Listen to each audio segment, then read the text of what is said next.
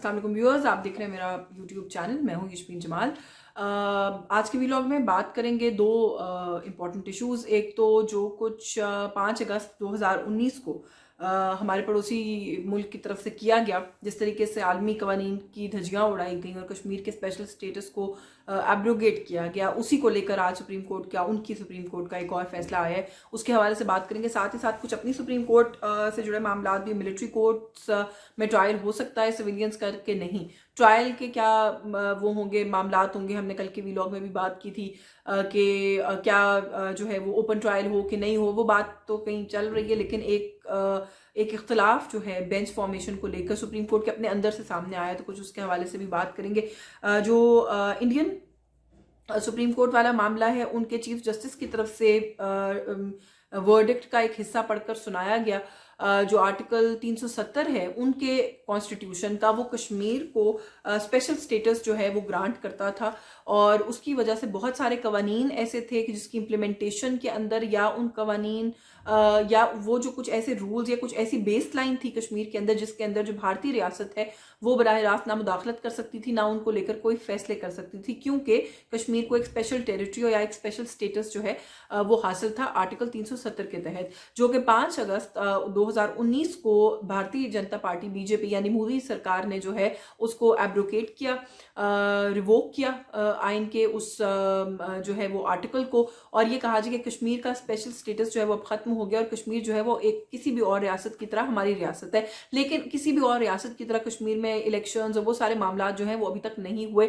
इस चीज़ को लेकर ज़ाहिर है बहुत से लोग जो है वो फरीक भी थे, जिसके अंदर महबूबा मुफ्ती, उमर अब्दुल्ला, ये लोग जो है ये सुप्रीम कोर्ट भी गए हुए थे इस फैसले के खिलाफ। और ज़ाहिर है एक इंटरनेशनल रिएक्शन तो खैर भारत की हम बात कर लें या इसराइल की हम बात कर लें तो कोई नहीं आता, लेकिन यह कि कम से कम पाकिस्तान की हद तक हम प्रोटेस्ट ज़रूर कर रहे थे इस डिसीजन को या इस एक्ट को जो उनकी पार्लियामेंट ने किया था। सुप्रीम कोर्ट ने जो है वो आज के दिन अपना फैसला सुनाया इसी मामले के ऊपर और ये कहा कि वो जो रिवोक किया गया था आर्टिकल 370 और जो कुछ किया गया था वो बिल्कुल दुरुस्त था, वो भारत के कानून के तहत था। वो एक टेम्पररी क्लॉज था और टेम्पररी चीज़ें जो होती हैं उन्हें रिवोक करना होता है। और अब से जो है वो कश्मीर भारत की किसी भी और रियासत की तरह एक भारतीय रियासत है। वो भारत का जो है वो एक बहुत इंपॉर्टेंट इंटेग्रल हिस्सा है। तमाम कवानीन जैसे बाकी किसी भी रियासत के अंदर लागू होते हैं उन पर भी लागू होंगे और कोई स्पेशल अगर किसी किस्म की ट्रीटमेंट पहले मिल रही थी तो वो अब जो है वो नहीं मिलेगी। कोई स्पेशल स्टेटस या कोई भी ऐसी रियायत भी, अगर कोई रियायत तो खैर वो क्या ही देते थे, लेकिन जो उनकी रिटर्न उसके अंदर था तो वो सारे मामला जो है वो भी अब खत्म हो जाएंगे। साथ ही साथ उन्होंने अपने इलेक्शन कमीशन को भी ये डायरेक्शन दी कि सितंबर 2024 तक रेगुलर जो लेजिस्लेटिव असेंबली है उसके इलेक्शन जिस तरह किसी भी भारतीय रियासत में होते हैं वो कश्मीर में भी हर सूरत करवाए जाएं, उसका हुक्म जो है वो जारी कर दिया गया। 370 से पहले कुछ मामला ऐसे, जैसे मैंने कहा कि थे, जो कि कश्मीरियों के अपने हाथ में थे, जो कि फिर उनसे ले लिए गए।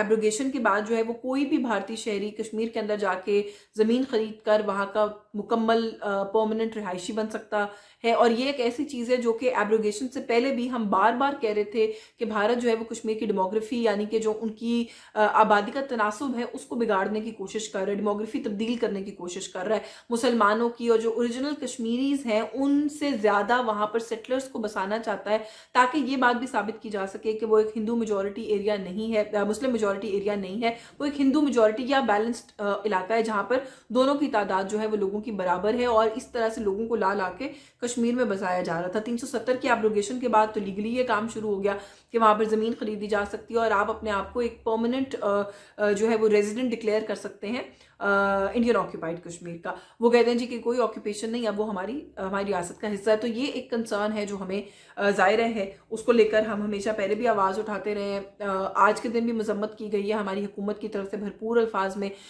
जो महबूबा मुफ्ती हैं उन्होंने कहा है जी कि ये जो गांधी का भारत था ये उसका आज कत्ल, उसको डेथ सेंटेंस दिया है सुप्रीम कोर्ट ऑफ इंडिया ने। और ये डेथ सेंटेंस, और फिर उन्होंने कश्मीरियों को ये पैगाम भी दिया कि ये एक ऑब्स्टिकल है, इसको ख़त्म फिनिश लाइन ना समझें, इसको एंड ना समझें। ऑल्दो महबूबा मुफ्ती की पॉलिटिक्स हो, उमर अब्दुल्ला की पॉलिटिक्स हो, उनसे मेरा बड़ा इख्तलाफ है। ये वो लोग हैं जिन्होंने इस भेस के अंदर के वो कश्मीरी हैं और कश्मीरियों को सपोर्ट करते हैं, अपने ज़ाती मफादात की सियासत हमेशा की है, वो हमेशा भारत से अलाइंड रहे हैं, ये भारत नवाज सियासतदान रहे हैं मेरी राय के अंदर। और अभी भी अगर वो इस तरह की कोई बातें कर रहे हैं तो प्रॉब्ली सिर्फ अपनी फेस सेविंग के लिए और अपनी लोगों की कंजम्पशन के लिए जो है वो इस तरह की बातें कर रहे हैं। बहरहाल जलील अब्बास जिलानी हमारे केयरटेकर फॉरेन मिनिस्टर, उन्होंने कहा है जी कि हम मुस्तरद करते हैं इस फैसले को, हम प्रोटेस्ट करते हैं इस फैसले के खिलाफ। ये आलमी कवानीन की हर सूरत वायलेशन है।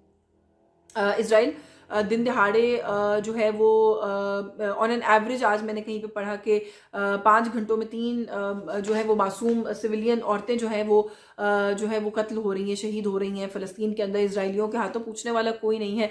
फ़लस्तीन कश्मीर में भी जिस तरह के मजालिम किए हैं भारत ने, पूछने वाला उसको भी कोई नहीं है। पैलेट्स के थ्रू जो है वो बच्चों को नाबीना करना एक बड़ा नॉर्मल छोटे बच्चों का मामला है।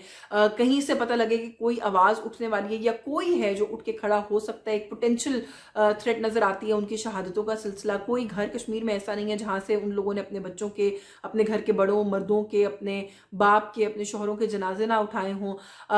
कोई ऐसा हुर्रियत रहनुमा नहीं है जो अपने घर में या तो नज़रबंद ना हो या फिर उनको लंबा तवील अरसा जेलों में न रखा गया। और यासीन मलिक साहब की बात हमारे सामने है, Mirwaiz Umar Farooq, is a long list के जो कुछ वहाँ पर लोगों के साथ होता है। फिर 370A के बाद उन्होंने ना कोई इंटरनेशनल मीडिया घुसने दिया है कश्मीर के अंदर। हम तो मुसलसल कहते हैं कि किसी ने आके हमारी साइड की कश्मीर को ऑब्जर्व करना है तो जरूर आए, they're most welcome, we are open, we have nothing to hide, but they have a lot to hide. जितनी आबादी नहीं है उससे ज़्यादा बड़ी जो है भारतीय फौज की वहाँ पर प्रेजेंस है। और दुनिया का अगर ये कहें कि सबसे बड़ा ओपन एयर प्रिजन कश्मीर को बना दिया गया 2019 के बाद, तो इस बात के अंदर कोई गलत बयानी नहीं होगी। वहाँ के लोगों को किसी किस्म का कोई बेसिक ह्यूमन राइट तक एक्सेस नहीं है। वहाँ की औरतें, उनकी इज़्ज़तें महफूज नहीं हैं भारतीय फौजियों के हाथों। और इस सब के ऊपर जो सबसे मज़े का खेज़ बात है वो ये है कि सुप्रीम कोर्ट ने ये एक इंटरनेशनल लॉज की वायलेशन, अक़वाम मुत्तहिदा की रेजोल्यूशन जो 26-27 करारदादें हैं उनको रद्दी की टोकरी में फेंक दिया इस फैसले के बाद। और साथ ही साथ जो है वो ये ऐलान भी कर दिया आई वॉच के लिए कि 1980 के बाद से लेकर आज तक अगर कोई ह्यूमन राइट वायलेशन हुई हैं तो एक ट्रूथ एंड रिकन्सिलिएशन कमीशन बनना चाहिए और उसकी खोज होनी चाहिए, पता लगना चाहिए कि क्या हुआ और उसकी एक रिपोर्ट बना के सुप्रीम कोर्ट ऑफ इंडिया को सबमिट की जाए। तो मेरे ख्याल है इससे बड़े मजाक, इससे बड़ा तमाशा भारतीय सुप्रीम कोर्ट जो है वो लगा नहीं सकती थी। दुनिया इस पर कैसे रिएक्ट करेगी, क्या कोई सवाल पूछा जाएगा? अक़वाम मुत्तहिदा की करारदादों की कोई वुकत नहीं है तो हम हमेशा से कह रहे हैं, लेकिन फिर भी एक प्लेटफॉर्म था जिसको कम से कम जिस पे हम रेफर करते थे कि वहाँ से ये बात हुई। लेकिन गजा में, फ़लस्तीन में जो कुछ हुआ, खुद 99 आर्टिकल रिवोक करके उनके सेक्रेटरी जनरल ने इजलास बुलाया और जो रेजोल्यूशन है वो अमेरिका ने वीटो कर दी सीज फायर की गजा के अंदर। तो क्या वुकत है? मेरा ख्याल है अक़वाम मुत्तहिदा की वो हमें यहीं से समझ जाना चाहिए। और I think it's about time कि हम सबको इस बात के लिए शायद जो है वो आवाज़ उठाना शुरू कर देनी चाहिए कि अक़वाम मुत्तहिदा को एज अ प्लेटफॉर्म डिस्कार्ड कर दिया जाए। उसका क्या फ़ायदा? एक डिबेटिंग सोसाइटी है, किसी और तरीके से जाके डिबेट्स का जो इनेकाद है वो करवा लिया जाए। ये इतना बड़ा जो वहाँ पर एक पूरा पैराफर्नीलिया है, एक पूरी ऑर्गेनाइजेशन का सेटअप है, इतनी लॉजिस्टिक्स है, वो क्यों हम लेकर बैठे हैं? फ़ायदा तो उसका कोई नहीं। सरेआम एक तरफ गजा में जो कुछ हो रहा है, दूसरी तरफ भारतीय सुप्रीम कोर्ट ने जो कुछ किया, और इसके बाद अनफॉर्चुनेटली मुझे ये भी पता है कि होगा भी कुछ नहीं।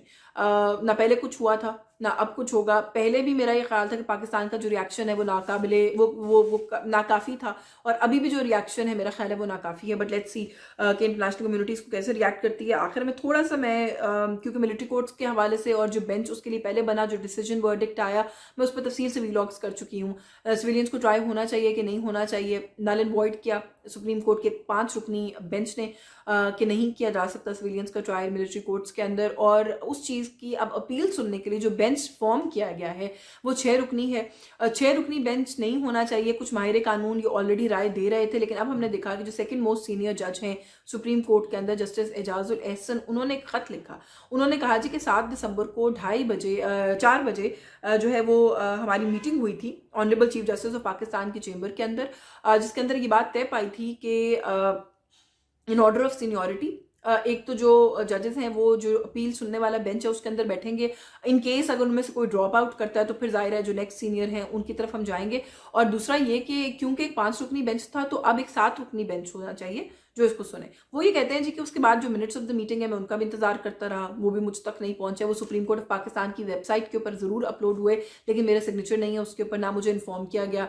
अच्छा, वो ये कहते हैं कि जो मीटिंग हुई 4 बजे उसका एजेंडा भी मैं मुसलसल मांगता रहा जो मुझे नहीं दिया जा रहा था, और 4 बजे मीटिंग का एजेंडा 2:30 बजे मुसलसल रिपीटेटिव कॉल्स के बाद जो है वो मुझ तक पहुंचाया गया। फिर अगेन वो आगे मिनट्स ऑफ द मीटिंग के लिए भी यही कह रहे हैं जी कि वो जो चीज़ है वो सुप्रीम कोर्ट ऑफ पाकिस्तान की वेबसाइट के थ्रू जरूर पहुंची लेकिन मुझे नहीं मिली। वो कह रहे हैं हैं कि अब जो बेंच है उसके अंदर जो सीनियरिटी की उसके अंदर लोग नहीं हैं। I am not even aware कि जो ऑनरेबल सीनियर जजेस हैं उनसे पूछा गया था क्या उनकी तरफ से कोई रिफ्यूज़ल आया, उस रिफ्यूज़ल की क्या कोई वजह आई, बगैर किसी बात के I am in the dark ये जो सारा कुछ हुआ है इस सारी सूरत हाल के अंदर। तो उन्होंने कहा कि ये मैं इसलिए कर रहा हूँ कि ये एक हसास मामला है, मैं चाहता हूं कि ये जो मसला है इसको मैं रिकॉर्ड के ऊपर लाके जो रिकॉर्ड है उसकी दुरुस्ती ज़रूर कर दूं। उन्होंने आखिर में भी ये कहा कि जो मेरा ये नोट है चीज़ों को थोड़ा सॉर्ट आउट या क्लैरिफाई करने वाला, मैं ये भी उम्मीद करता हूं कि जिस तरीके से मिनट्स ऑफ द मीटिंग बगैर किसी को बताए दिखाए वेबसाइट पर चले गए सुप्रीम कोर्ट ऑफ पाकिस्तान की, मेरा ये खत जो है इसको भी सुप्रीम कोर्ट ऑफ पाकिस्तान की जो वेबसाइट है उस पर डाल दिया जाएगा। सो एक पहले ही हसास मामला है,